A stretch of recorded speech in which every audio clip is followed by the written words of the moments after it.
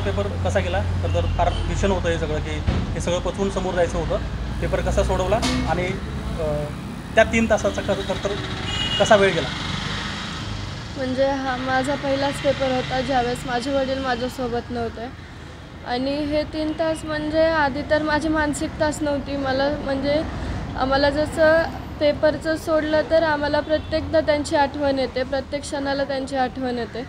पण जी पेपरची मानसिकता होती ती आधी खळबळलेली होती, पण नंतर मी ठरवलं नाही मला हा पेपर द्यायचा आहे. नंतर तिथून पुढे पेपर सॉल्व.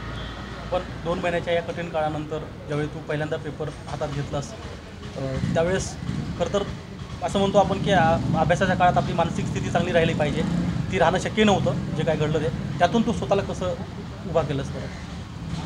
कारण की मला काहीतरी करून दाखवायचं आहे. माझ्या वडिलांचे जे स्वप्न होते ते मला पूर्ण करायचे. त्यासाठी मला हे पेपर नाही, इथून पुढचे सगळेच पेपर मानसिकता नसली तरी ते कुठेतरी माझं मन एका जागेवर आणून मला ते द्यावेच लागतील.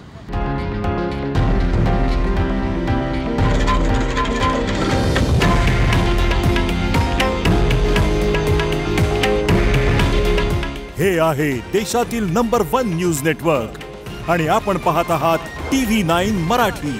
काळजी तुमची, हित महाराष्ट्राचं.